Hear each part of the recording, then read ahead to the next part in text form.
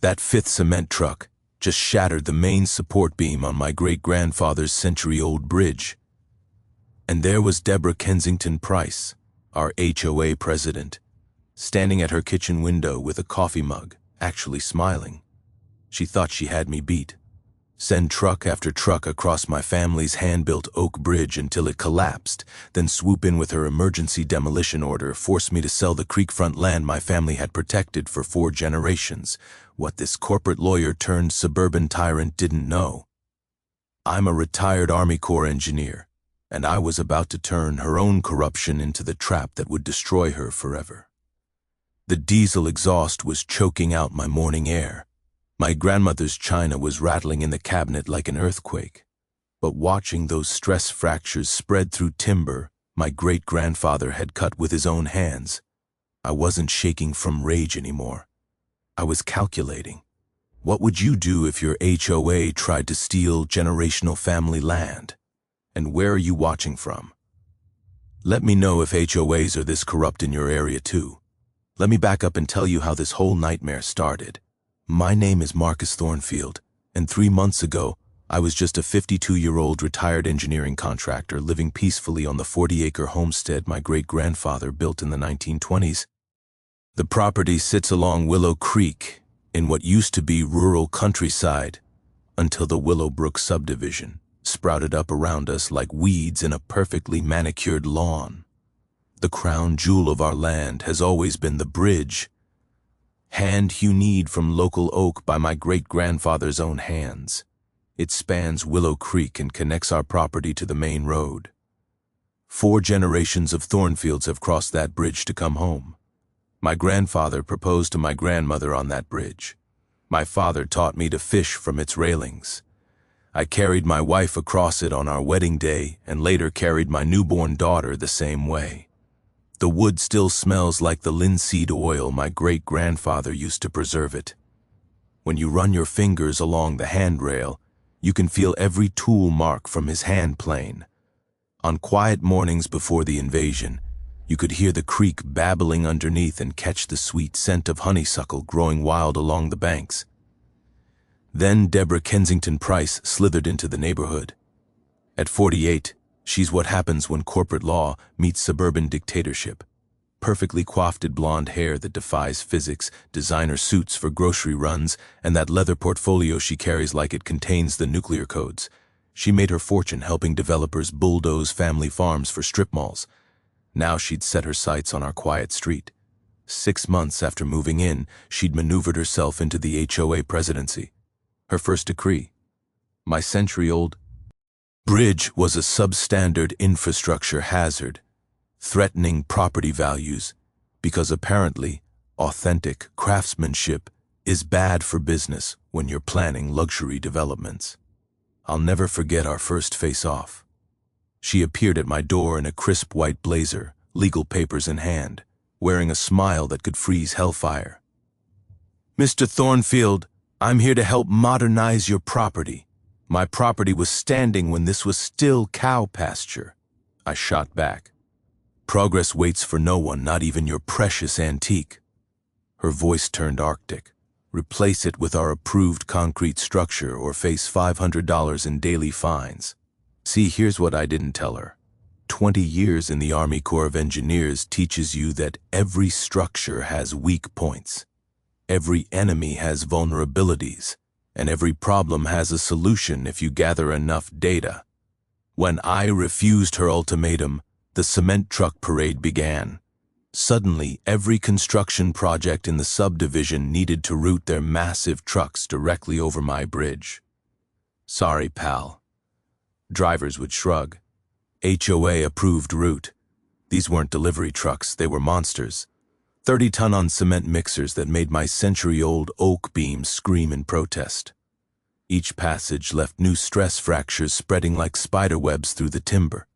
The peaceful morning mist rising from Willow Creek was now contaminated with diesel exhaust that burned your throat and coated everything in concrete dust. 3 weeks into this assault, Deborah's brother-in-law, who Jay? Ust happened to be the city building inspector. arrived for an emergency safety evaluation. What are the odds he'd find the bridge critically unsafe right after his sister-in-law's demolition campaign? "Sorry, Mr. Thornfield," he said with all the sincerity of a used car salesman. "Immediate danger to public safety. 30 days to demolish or we'll do it and send you the bill." That night, I sat on my bridge, listening to my grandfather clock chime, midnight, in the house behind me. The honeysuckle still smelled sweet, but diesel fumes lingered underneath like a threat. As I traced the weathered handrail my great-grandfather had shaped with his own hands, something crystallized in my mind. This wasn't about a bridge anymore. This was war. And Deborah had just made her first tactical mistake. She'd given me a timeline. In the Army, we had a saying, "Time is the ammunition of planning." Time to load up. 2 weeks into Deborah's cement truck campaign, my daughter Sarah announced her engagement. She wanted to hold the reception in our backyard, the same spot where her grandparents had celebrated their golden anniversary. The date was set for the first Saturday in June, with 60 guests expected, and a catered dinner overlooking Willow Creek.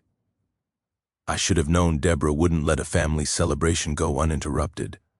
The morning of the wedding dawned perfect. Clear skies, gentle breeze, carrying the scent of my wife's prize-winning roses. Sarah looked radiant in her grandmother's pearl white lace dress as guests began arriving around 4. The photographer was capturing those precious family moments when I heard the first diesel engine rumbling in the distance, like distant thunder. "Please tell me that's not what I think it is," I muttered, checking my watch. But there it was, a massive cement mixer thundering down our quiet road, heading straight for the bridge. Then another and another, 6 trucks in total, each one timing their arrival to maximize chaos during the ceremony. It was like watching a military convoy invade a church picnic. "Dad, what's happening?" Sarah grabbed my arm as the first truck's weight made the entire bridge shudder. The sound was like a freight train passing 6 feet away. Elderly Aunt Martha's champagne flute hit the ground in a shower of crystal. Uncle Robert's war medals rattled against his chest like wind chimes in a hurricane. The bridge swayed so violently that Great Aunt Helen, all 93 lbs of her, had to grab the railing to keep from tumbling into the creek. My mother, 86 years old, and moving carefully with her walker, froze in terror halfway across, her knuckles white against the weathered oak. "Everyone back to the house!" I shouted over the diesel roar. Now the photographer got it all on video. The fear in my mother's eyes, wedding guests fleeing like the bridge might collapse. Sarah's perfect day dissolving into chaos and exhaust fumes. As the last truck rumbled away, I noticed Deborah's silhouette in her kitchen window. Cough. E-mug raised in what looked suspiciously like a toast. That's when I made my first breakthrough. While helping shaken guests to their cars, I overheard 2 truck drivers talking by the road. "Man, 6 runs in one day, that's serious overtime pay." Hell yeah. Kensington Construction pays double for weekend emergency deliveries. Kensington Construction. The pieces clicked together like a well-oiled machine. Back in my Army days, we'd learned that following the money trail usually led straight to the enemy's weak spot. A quick online search that night revealed the truth. Deborah owned 40% of the construction company supplying all that cement. Her emergency bridge replacement, quote, arrived Monday morning via certified mail. $80,000 for a basic concrete span that would meet current safety standards and HOA architectural guidelines. Meanwhile, I'd contacted the State Historical Society for an insurance appraisal. Their assessment, $150,000 in historical value, with the structure rated excellent condition, considering its age and minimal maintenance requirements. So, she damages my bridge with her own trucks, then profits from the replacement contract. It was like watching someone slash your tires, then offer to sell you new ones at triple the price. But here's something I remembered from my engineering days. Documentation beats accusation every time. I started building my case like planning a bridge construction, methodically, systematically. with backup calculations for every assumption. First, I filed an emergency restraining order against further truck traffic. My lawyer, Jim Patterson, whose grandmother had taught mine how to can peaches, presented timeline photos showing the bridge was perfectly stable before Deborah's truck parade began. The stress fractures followed a clear pattern that any structural engineer could read like a blueprint of deliberate sabotage. The temporary restraining order was granted Wednesday. No more trucks allowed across my bridge, pending a full structural evaluation by an independent engineer. Thursday, I hired Dr. Amanda Rodriguez from State University's Civil Engineering Department. She arrived Friday with enough sensors and cameras to monitor a space launch, plus 40 years of bridge analysis experience. Her preliminary report was pure vindication. This structure shows classic signs of recent overload stress, but the original construction is remarkably sound. Someone built this bridge to last centuries, not decades. By Saturday, I was actually optimistic. The truck harassment had stopped. I had professional documentation. The legal system was working exactly as designed. Then Sunday evening, my neighbor Jake Morrison knocked on my door with a printout that made my blood pressure spike. "Marcus, you need to see what she's posting online." The Facebook post was Vintage Deborah, corporate speak hiding a character assassination. "Concerned neighbors, we must address the dangerous situation at 1847 Creek Road. Mr. Thornfield's antiquated bridge has been deemed structurally unsound by qualified inspectors. His selfish refusal to modernize this hazardous crossing puts our entire community at risk. How many children have to get hurt before he accepts responsibility?" 37 comments and 49 shares within 6 hours. Half the neighborhood now convinced I was some kind of public menace. Round 1 to Deborah, but the fight was just getting started. Monday morning brought bad news wrapped in official letterhead. Deborah had somehow gotten my restraining order overturned by a different judge, Judge Bradley Hoffman, who apparently spent more time on the golf course with our HOA president than in his courtroom. The new order was brief and brutal. Plaintiff has failed to demonstrate irreparable harm. Defendant HOA retains authority over approved traffic routes through subdivision common areas. Common areas. My bridge wasn't a common area. It was private property that had been standing since before their precious subdivision was even a developer's wet dream. But try explaining property law to a judge who's already made up his mind over cocktails and campaign contributions. By Tuesday afternoon, the cement trucks were back with a vengeance. Not just occasional deliveries anymore. Deborah had scheduled them every 30 minutes from dawn to dusk, like some kind of industrial metronome. The constant rumbling made my coffee cups perform a nervous dance on the kitchen counter. My wife Linda started wearing noise-canceling headphones, just to read her morning paper without developing a migraine. The psychological warfare was working. Neighbors who used to wave now crossed the street to avoid conversation. Someone had been spreading whispers that I was anti-development and selfishly hurting everyone's property values. Anonymous complaints to the county started piling up. Unlicensed bridge operation, public safety hazard, noise violations from confronting truck drivers. Wednesday brought the biggest monster yet. A massive concrete pumper that made the bridge sag a full 6 in under its weight. The ancient oak groaned like it was crying. I stood there filming the whole nightmare when the driver leaned out his window. "Sorry about this, Pops. Just following orders from the office." "Whose office?" I shouted over the diesel roar. "Lady pays the bills. Lady calls the shots, that's all I know." That night, I couldn't sleep. The bridge was showing serious battle damage.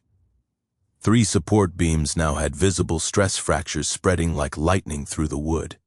The handrail my great-grandfather had carved by hand was developing splits along the grain. Every truck passage was literally destroying a century of family craftsmanship, one calculated assault at a time. But insomnia sometimes breeds inspiration. Around 2 a.m., staring at the ceiling and listening to distant highway traffic, I remembered something from my Army Corps days. When facing superior firepower, you don't charge the enemy's strength. You find their weak point and exploit it. Back in Bosnia, we'd learned that the newest fortifications often had the oldest vulnerabilities. Deborah was operating under a dangerous assumption that newer meant legally stronger. Thursday morning, I drove to the county courthouse and requested the original survey documents for our property. The clerk, Mrs. Henderson, had known my grandfather from his farming days and was delighted to help dig through the dusty archives. "These old records tell such stories," she said, pulling out a leather-bound ledger that smelled like decades of bureaucracy and hope. "Your great-grandfather was quite the forward-thinking man. The original 1923 survey was written in formal legal language that took me an hour to decode, but the implications hit me like a freight train. When great-grandfather Thornfield built his bridge, he'd included specific language about perpetual right of passage for family and invited guests across Willow Creek via existing timber pan structure. More importantly, the bridge predated the HOA's easement agreement by 60 years. From my military housing disputes in Germany, I remembered a crucial principle. Prior existing structures have what's called grandfather rights that can't be overruled by later zoning changes or HOA covenants. It's like constitutional law for property. First rights trump everything that comes after. The rest of Thursday disappeared in the county law library, where I discovered that the HOA's authority to regulate common areas had about as much legal standing over my bridge as a snowball's chance in hell. Their entire case was built on sand. Friday, I contacted Elizabeth Morrison, a local historian who specialized in documenting century-old structures. She arrived Saturday morning with professional equipment and genuine excitement about our bridge's construction techniques. "This joinery work is absolutely remarkable," she said, running experienced hands along the mortise and tenon joints. "Museum-quality craftsmanship, and these chisel marks. Your great-grandfather was a true artisan."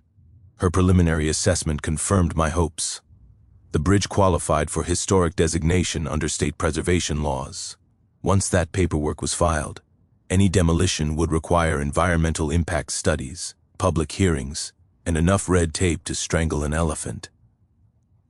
Sunday afternoon, I made my strategic counterstrike. I called an emergency meeting with the HOA board, not Deborah, but the 4 other members who'd been steamrolled by her aggressive leadership. We gathered at Jake Morrison's house, where his wife's apple pie created a much more civilized atmosphere than our usual war zones.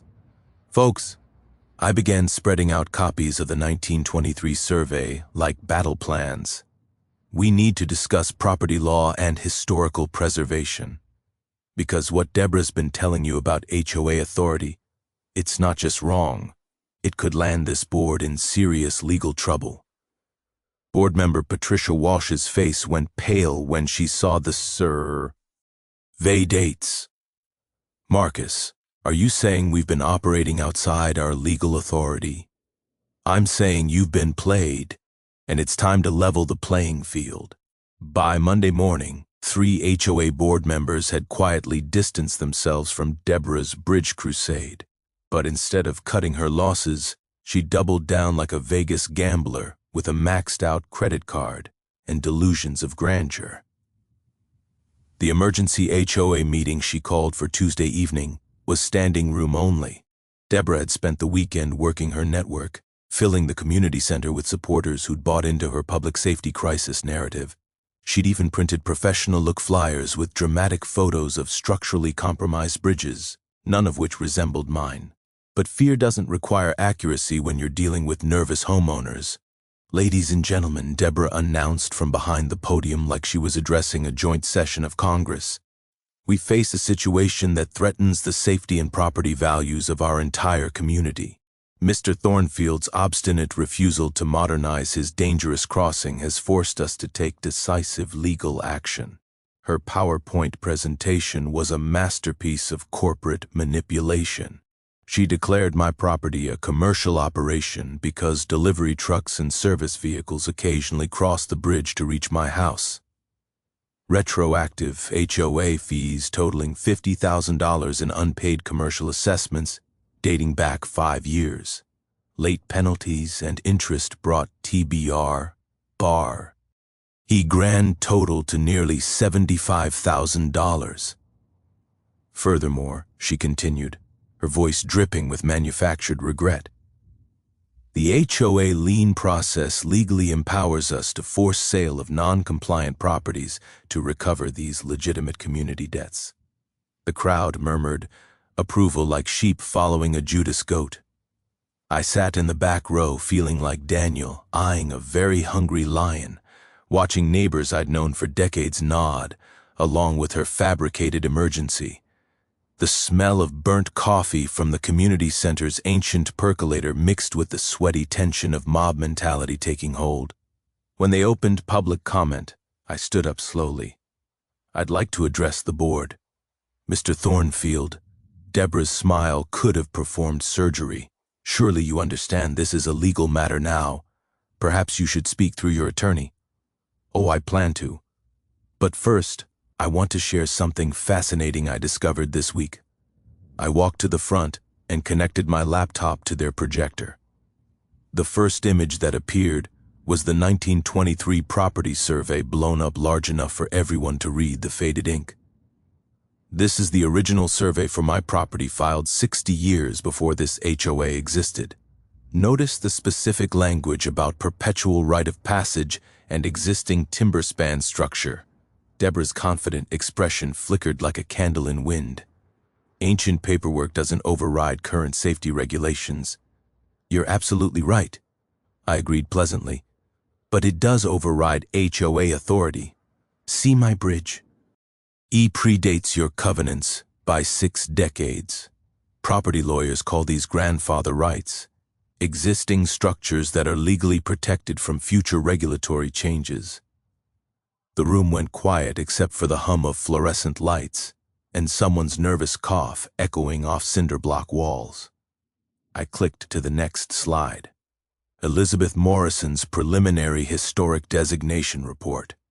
The State Historical Society has confirmed this bridge qualifies for protection under preservation laws. Any demolition or major alteration now requires environmental impact studies, public hearings, and enough bureaucratic review to choke a horse. But my real nuclear option was the third slide. Architectural plans I discovered through a public records request. Detailed drawings for luxury condominiums specifically designed for creekfront lots filed by Kensington Development Company 6 months before Deborah moved to our neighborhood. These are development plans for high-end condos, I announced calmly. Notice the lot numbers. They correspond exactly to my property filed by a company that shares our HOA president's maiden name. Interesting coincidence. The silence was so complete, you could hear people's worldviews cracking.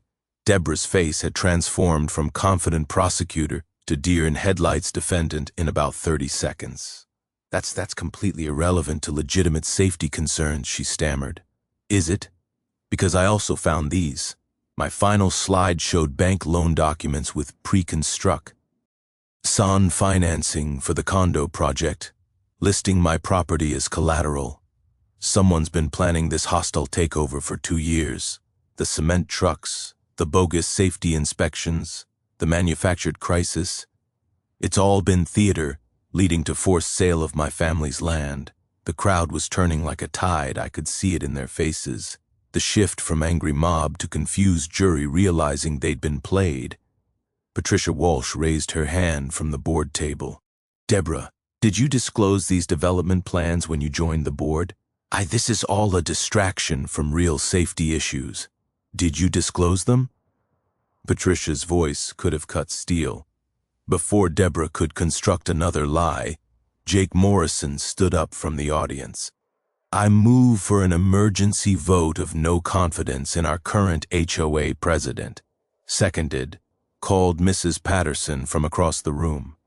Within 10 minutes, Deborah Kensington Price was no longer in charge of anything except explaining to her lawyer why her carefully orchestrated property grab had just exploded like a meth lab in a thunderstorm.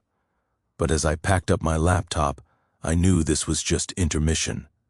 Cornered animals don't surrender. They get desperate. Getting kicked out of the HOA presidency should have been the end of Deborah's bridge campaign. Instead, it turned her into something far more dangerous, a desperate woman with nothing left to lose and a law degree she was willing to use like a chainsaw in a china shop. 3 days after her public humiliation, I was in my workshop organizing the mountain of legal documents I'd accumulated when my phone rang. It was Mrs. Henderson from the county courthouse, and she sounded like she'd just discovered buried treasure. "Marcus, you need to get down here immediately. I found something in the old records that'll change everything." An hour later, I was standing in the courthouse basement, surrounded by filing cabinets that looked like they'd survived both world wars and a flood. The musty smell of old paper and bureaucratic history filled the air as Mrs. Henderson pulled out a manila folder so ancient the edges crumbled like autumn leaves. "I was cross-referencing your property records with the original township surveys," she said, spreading out a hand-drawn map from 1919 that felt fragile as tissue paper. "Look at this carefully." The map showed Willow Creek's original course meandering through what was now the entire Willowbrook subdivision. But more importantly, it showed something that made my engineer's brain start calculating possibilities. Detailed water rights boundaries marked in faded red ink. "See these dotted lines?" Mrs. Henderson traced faded markings along the creek with a reverent finger. "That's the original riparian boundary for your great-grandfather's property. Back in 1919, owning land along a waterway meant you controlled access rights to that water for the entire upstream flow."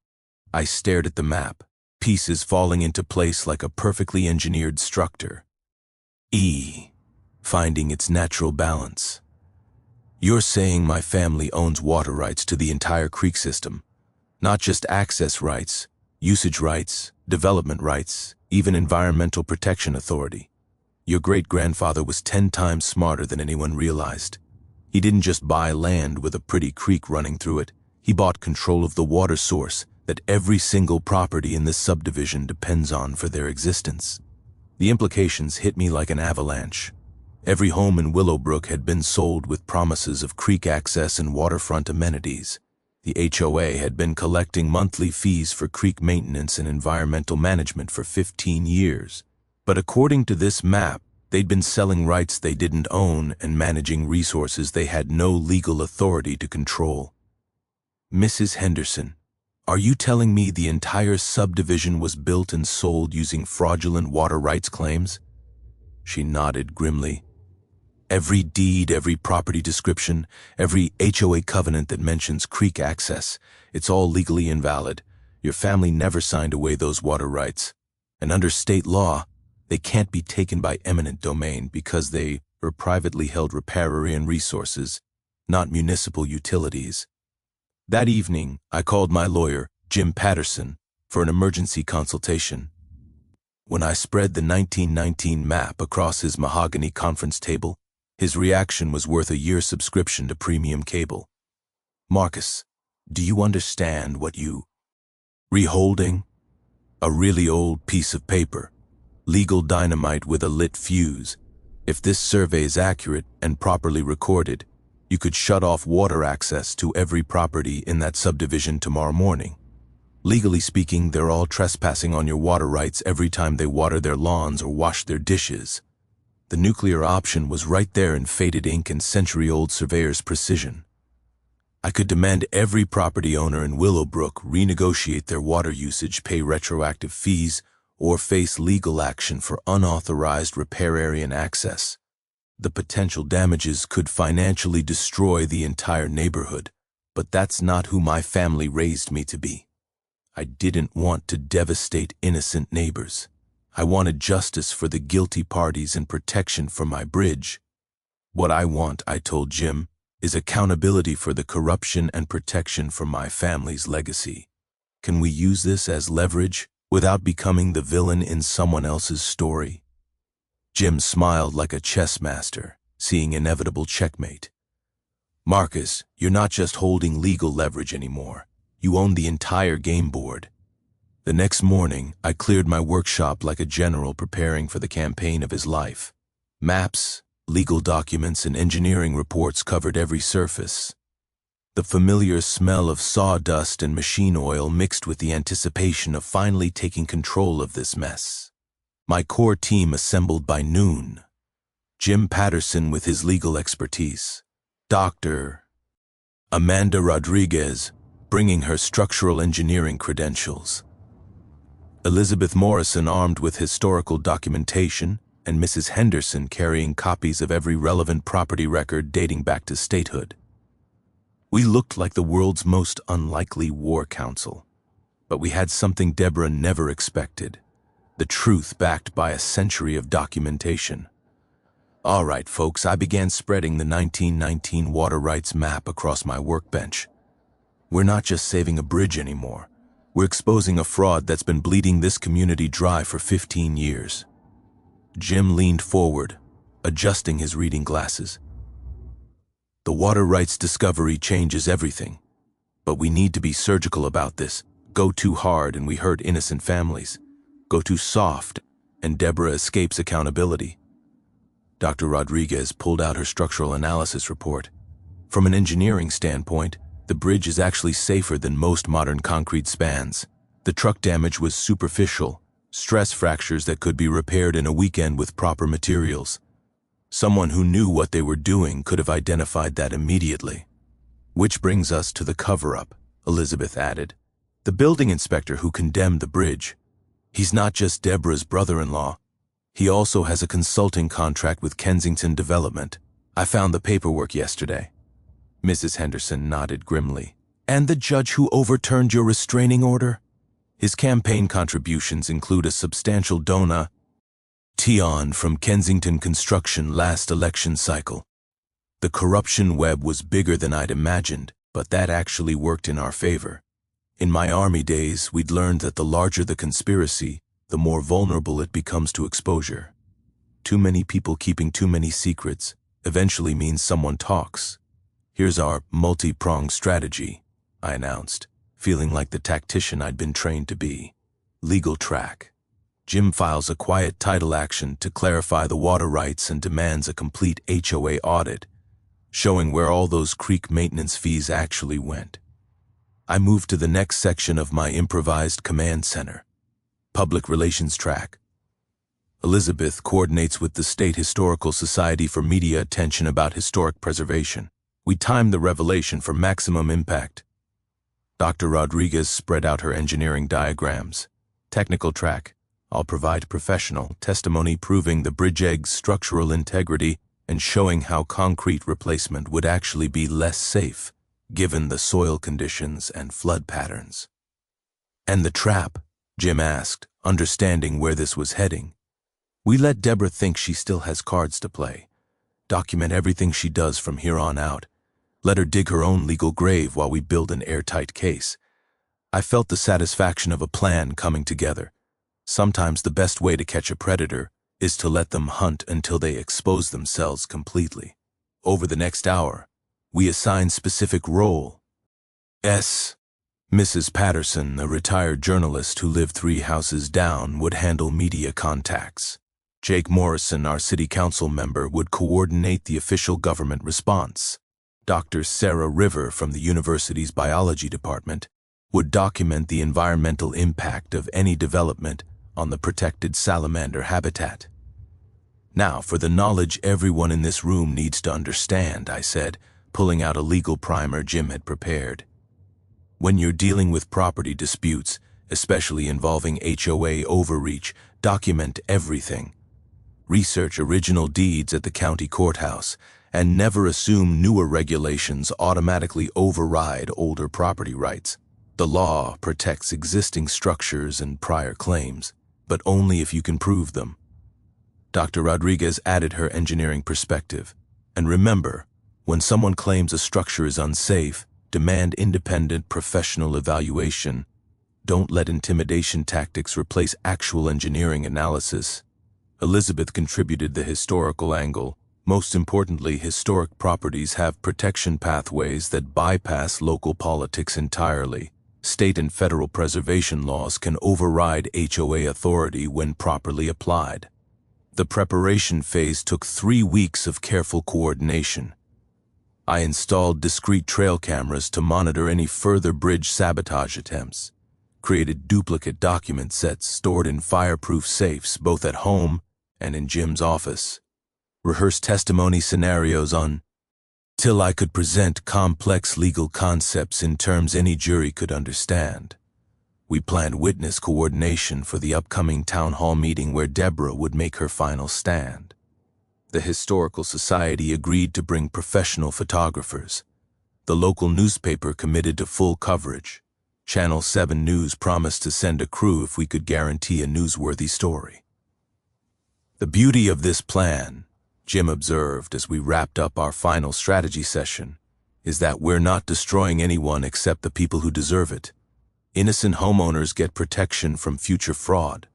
The community gets honest leadership, and your bridge gets the legal protection it deserves. I looked around at my unlikely team of allies, feeling something I hadn't experienced since my military days.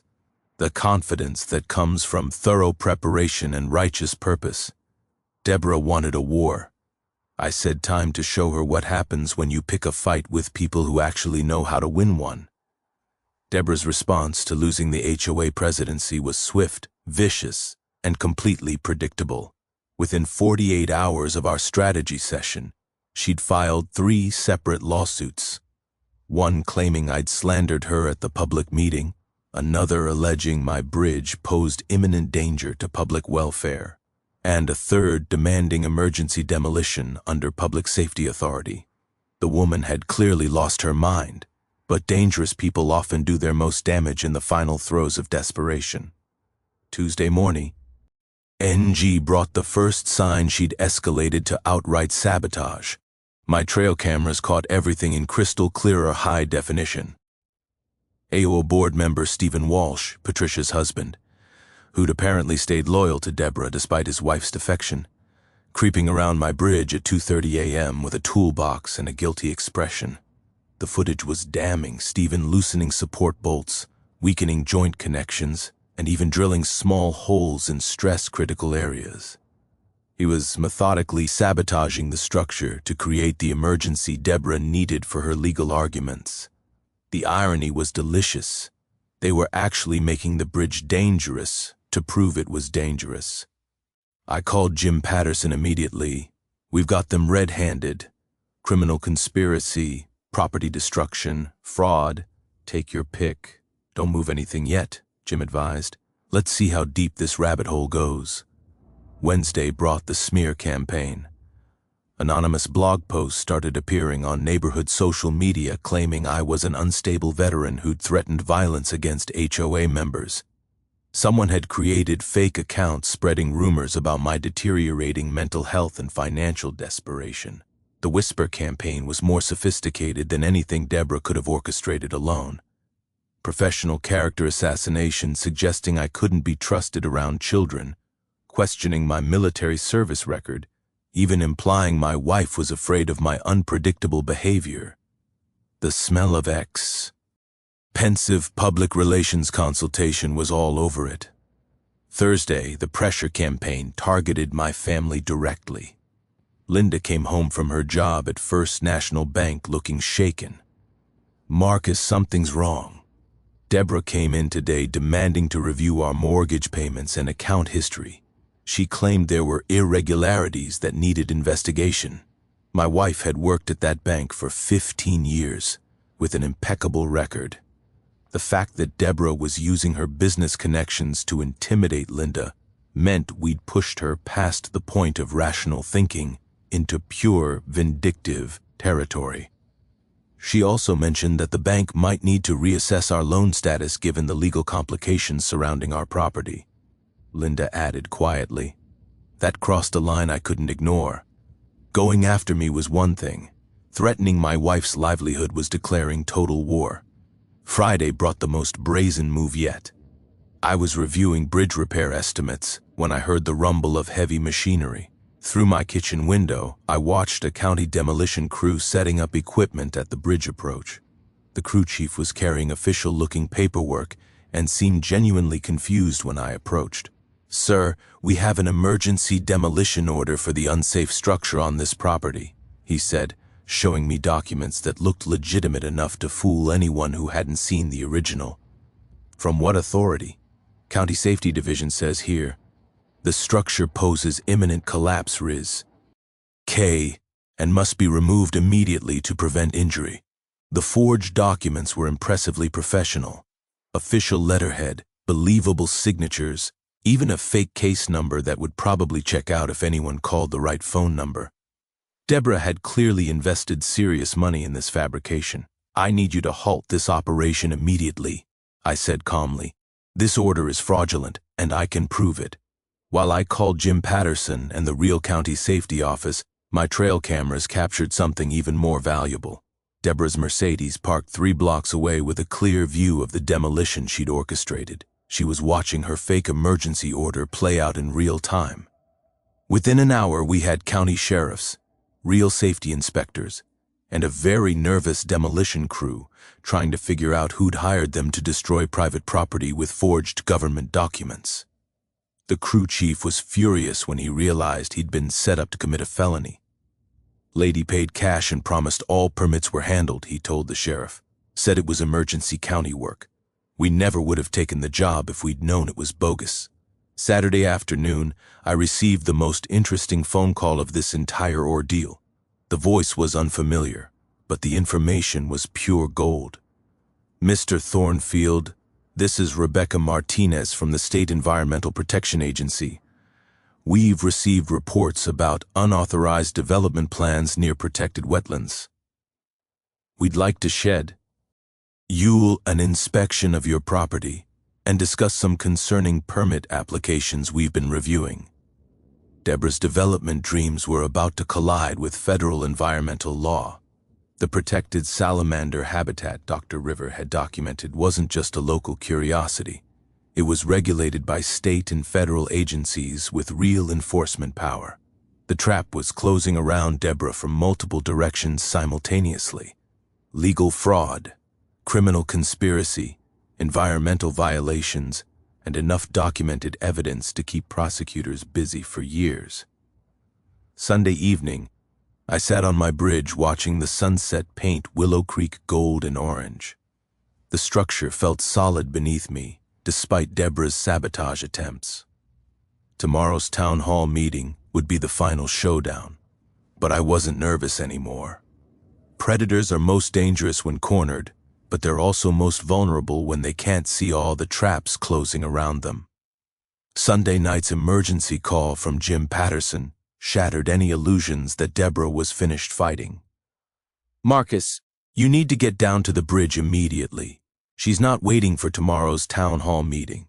I grabbed my flashlight and jogged through the darkness toward Willow Creek, the smell of honeysuckle heavy in the humid air.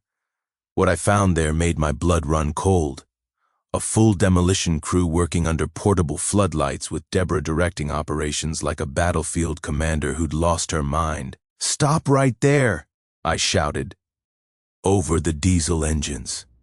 This is private property." The excavator operator looked genuinely confused when I approached his cab. "Sir, we have an emergency county order requiring immediate demolition. Lady says the structure collapsed earlier today and poses imminent danger to the creek's environmental systems." Deborah had forged another set of documents, this time claiming my bridge had partially collapsed due to structural failure, requiring immediate removal to prevent environmental contamination of protected waterways. She'd scheduled the demolition for 4 a.m. Monday morning, 2 hours before the town hall meeting where I'd planned to expose her corruption. "Ma'am," I called out to Deborah, who was standing safely beyond the work zone in a crisp business suit that looked absurdly formal for a pre-dawn demolition. "This is trespassing and destruction of private property. Mr. Thornfield," she replied with the confidence of someone who believed she was 2 steps ahead. "Emergency environmental protection supersedes private property rights. The county has authority to remove hazardous structures threatening protected waterways." Her plan was diabolically simple: destroy the evidence before I could present it. No bridge meant no historic preservation case. No physical structure meant no proof of the deliberate damage her trucks had caused. She was literally erasing the crime scene. But she'd made one crucial miscalculation. My hidden steel reinforcements installed weeks ago, I'd suspected sabotage attempts meant her demolition wouldn't be the quick, clean operation she'd planned. The excavator's first attempt to break the main support beam resulted in a shower of sparks and a very confused operator. "What the hell? This wood's got steel inside it. That's impossible," Deborah snapped. "It's a 100-year-old wooden bridge." The operator tried again, this time attacking a different joint. More sparks, more confusion, and the growing realization that this emergency demolition was turning into a very public spectacle. The portable floodlights were bright enough to wake half the neighborhood, and curious residents were starting to gather along the creek banks. That's when the cavalry arrived. Jim Patterson had called ahead to both the Sheriff's Department and Channel 7 News. The timing was perfect. Deborah's illegal demolition attempt was being broadcast live on local television as evidence of her desperation in criminal behavior. This is Lisa River reporting live from Willowbrook subdivision, where an apparent dispute over a historic bridge has escalated into a pre-dawn demolition attempt, the news anchor announced, her voice carrying clearly across the water. "We're witnessing what appears to be destruction of private property under questionable legal authority." The excavator operator, realizing he was being filmed attempting to destroy a steel-reinforced structure with potentially fraudulent permits, shut down his equipment and climbed out of the cab. "Lady, I don't know what game you're playing, but I'm not going to jail for destroying someone's property on live television." Deborah's composure finally cracked. "You idiots, just tear it down. I'm paying you to tear it down." "Ma'am," Sheriff Deputy Rodriguez approached with official documentation. "We have a warrant to examine the permits for this demolition. Additionally, we're investigating reports of forged county documents." While Deborah frantically tried to explain her way out of multiple felony charges, I pulled out my phone and played the trail camera footage from Stephen Walsh's sabotage attempt. The crowd that had gathered, including several HOA board members who'd been awakened by the commotion, watched in stunned silence as the evidence of criminal conspiracy played out in high definition. "Ladies and gentlemen," I announced loud enough for the news cameras to capture, "what you're witnessing is the final desperate act of a criminal conspiracy to steal private property through fraud, sabotage, and corruption." Mrs. Patterson, the retired journalist, pushed through the crowd with a thick folder of documents. "I've been investigating this story for weeks," she called out. "Miss Kensington Price's development company has been planning this property seizure for over 2 years, using HOA authority as cover for what amounts to legalized theft." The sheriff's deputy was taking notes while Deborah's lawyer, who'd apparently been roused from bed for this emergency, tried to distance his client from the obvious criminal activity surrounding them. "My client was acting on legitimate safety concerns," the lawyer insisted weakly. "Your client just attempted to destroy private property with forged government documents on live television," Deputy Rodriguez replied dryly at 4 a.m. using steel-cutting equipment. "That's not exactly the behavior of someone concerned about public safety." As dawn broke over Willow Creek, Deborah Kensington Price was being read her rights while news crews filmed the whole debacle. Her 2-year scheme to steal my family's land had just collapsed as spectacularly as she'd hoped my bridge would. The town hall meeting was still 6 hours away, but the real climax had already happened in front of television cameras and a growing crowd of neighbors who finally understood exactly what kind of person had been running their HOA. By 7:00 p.m., the Willowbrook Community Center was packed beyond fire code capacity. Word of Deborah's pre-dawn arrest had spread through social media like wildfire, transforming our scheduled town hall meeting into the hottest ticket in county politics. Local news crews lined the walls, county supervisors occupied the front row, and standing room was filled with neighbors who'd spent months being manipulated by a criminal conspiracy. The air was thick with anticipation and the lingering aroma of Mrs. Patterson's emergency coffee service.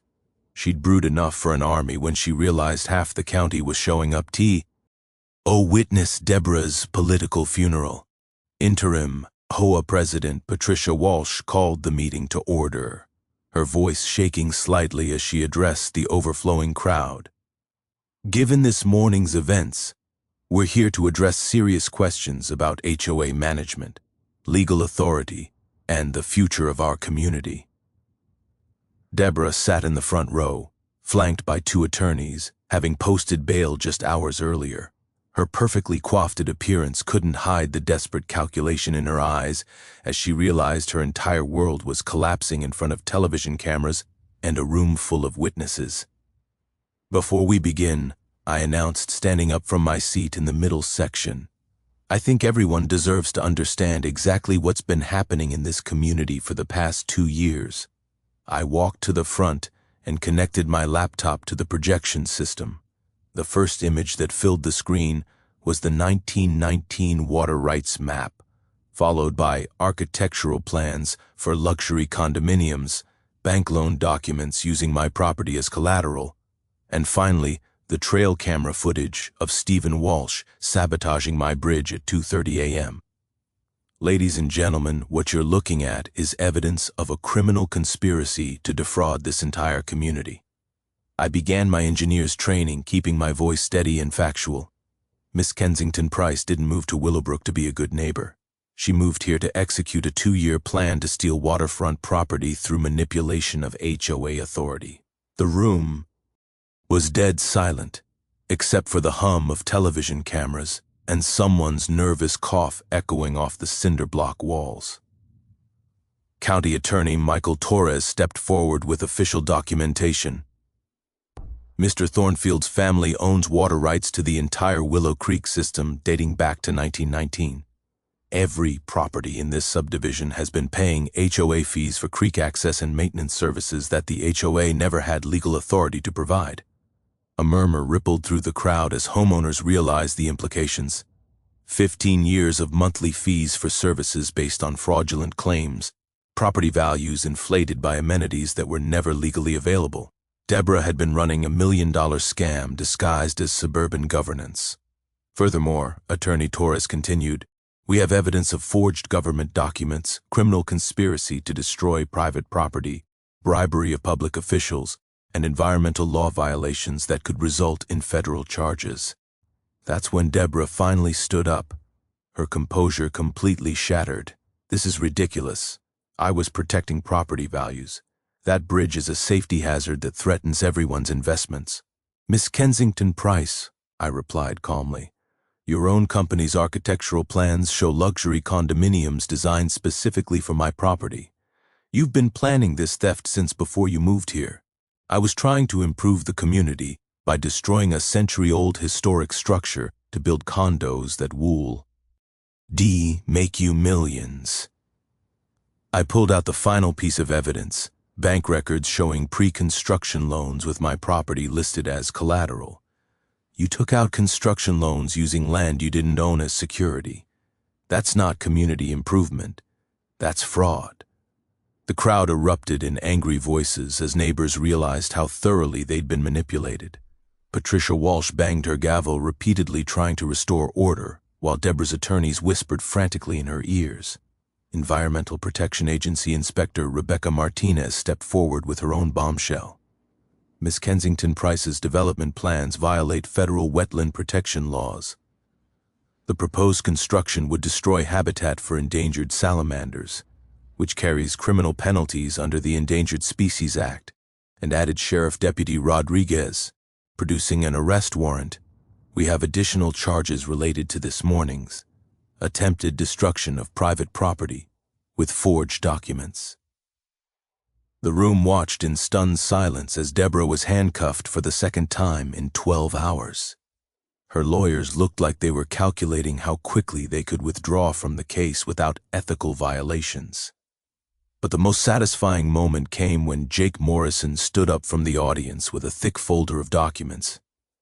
I moved that this HOA board formally apologize to the Thornfield family, drop all bridge-related actions, and cooperate fully with law enforcement investigations into financial irregularities in our accounts. Seconded came voices from across the room. The vote was unanimous, except for Stephen Walsh, who was too busy consulting with his own attorney to participate.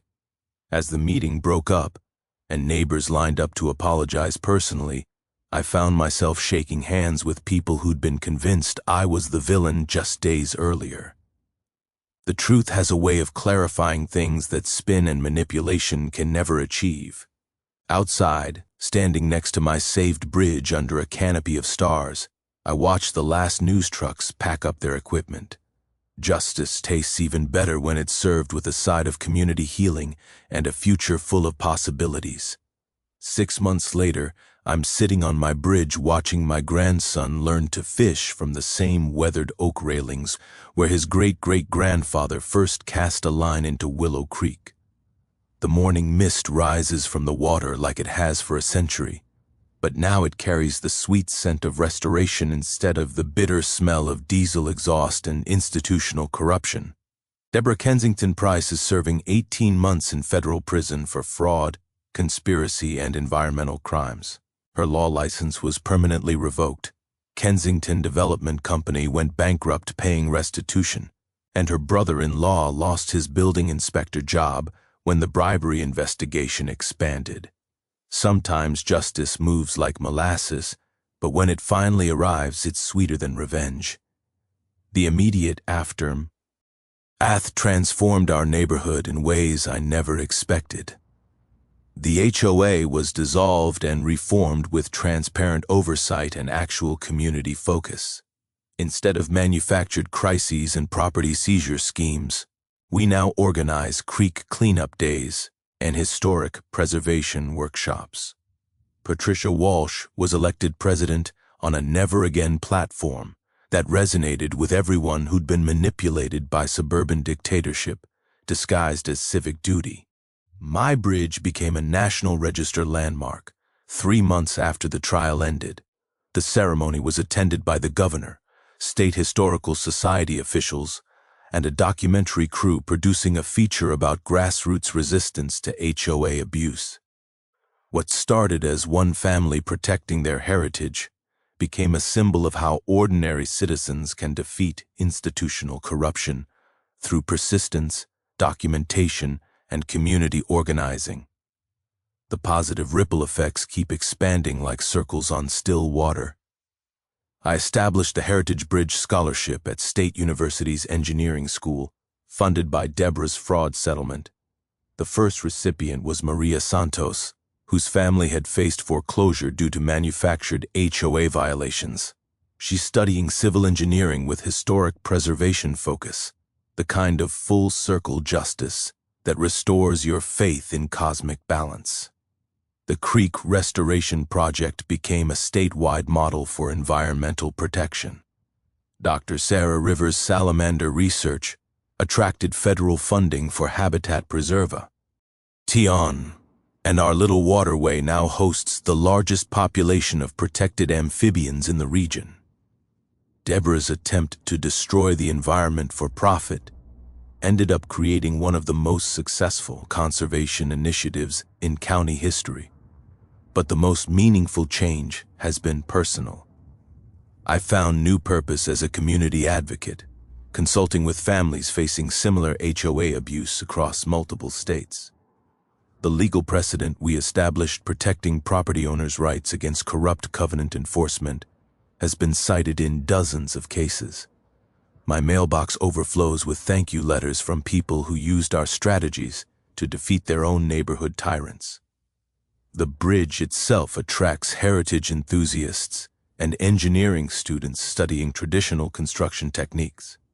We host annual Bridge Day festivals featuring local artisans, environmental education, and community building. Last year's festival raised enough money to establish a preservation fund for other families fighting to save historic properties against development pressure. Linda jokes that retirement made me busier than my military career ever did.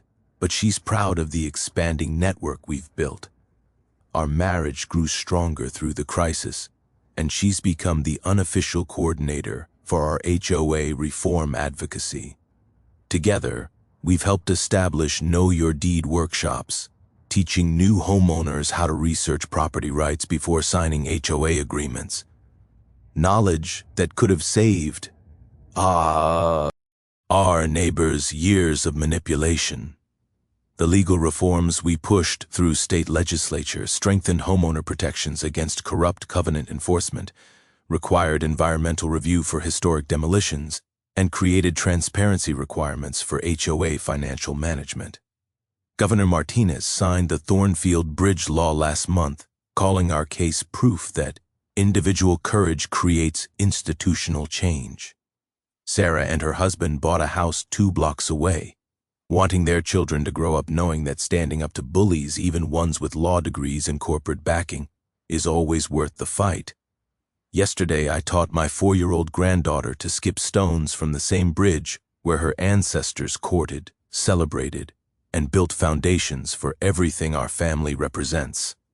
The smell of my wife's roses mingles with creek water and the distant sound of children playing in what's become the safest, most connected neighborhood in the county.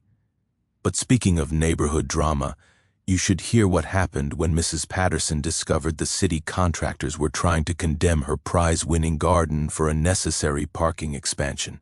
Let's just say some people never learn that this community doesn't roll over for corruption anymore. If you've got your own HOA nightmare story, drop it in the comments below. I read every single one. And some of these battles need to be fought where everyone can see the truth. And smash that subscribe button for HOA Stories, because we're just getting started exposing the corruption happening in neighborhoods just like yours. Sometimes the best way forward really is remembering where you came from and protecting it for the people who will come after you. From all of us here at HOA Stories, thanks so much for watching today's HOA Karen Meltdown. If you enjoyed seeing neighbors stand their ground and karma catch up, smash that like button, leave a comment with your thoughts, and subscribe so you won't miss the next HOA drama we bring you.